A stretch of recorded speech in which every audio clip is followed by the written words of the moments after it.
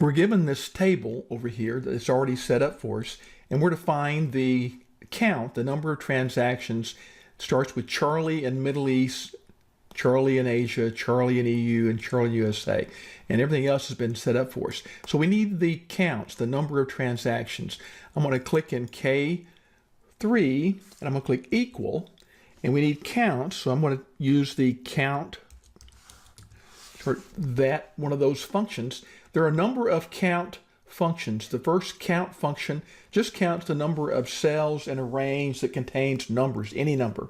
Count A counts the number of cells in a range that are not empty. It's got anything, text or a number. Count blank counts the number of cells in a range that are empty, that are blank. Count if counts the number of cells in a range that have a certain criteria, a certain condition. We have two conditions. We want the sales rep and Middle East. So that's why we use the count ifs with the S on the end. That counts the number of cells in a specified region that has a number of criteria. So I'm going to double click that to enter it. And the first thing it says is the criteria range. So we're going to use the region, and over here the range is here under the region title, and I'm going to bring that down to select all of that.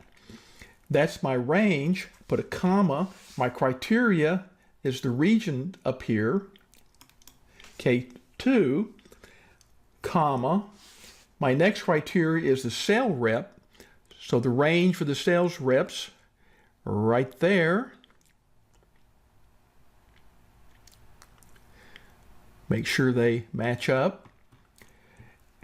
And then I need to put a comma and give it the cell that has the sales rep. And I'm going to close that with a parentheses and hit enter. So that counted, and it shows that Charlie had 6 sales to Middle East in this time period. Now what we want to do is not have to do that construction every time. We could, but it'd be a whole lot easier if we could make use of the relative and absolute references, so we could just copy this formula across. When I inspect my formula, you can see that none of the references are locked down. There's no dollar signs. I always want to be in the region range, so I'm going to put my insertion key there and hit the F4 to lock down that cell. Put my insertion key in the next one, F4 to lock down that cell. And I now want to lock down the sales reps as well, so I'm going to lock both those down totally. But I'm not done. When I'm concerned about my regions up here in row 2, I want to make sure as I drag it down and across that it's always going to be referencing row 2, but as I go this way, it will be able to shift over 1. So the way we do that is to use just one dollar sign. And if we look up here in K2, we want it to stay in the second row. So I'm going to put my insertion point there and hit dollar sign, dollar sign to lock down that row. Now for the reps, I want to always stay in column J.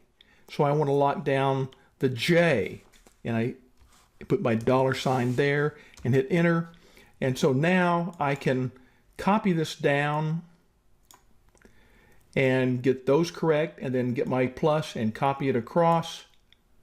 And I now have that formula done very efficiently and effectively and quickly using absolute and relative references.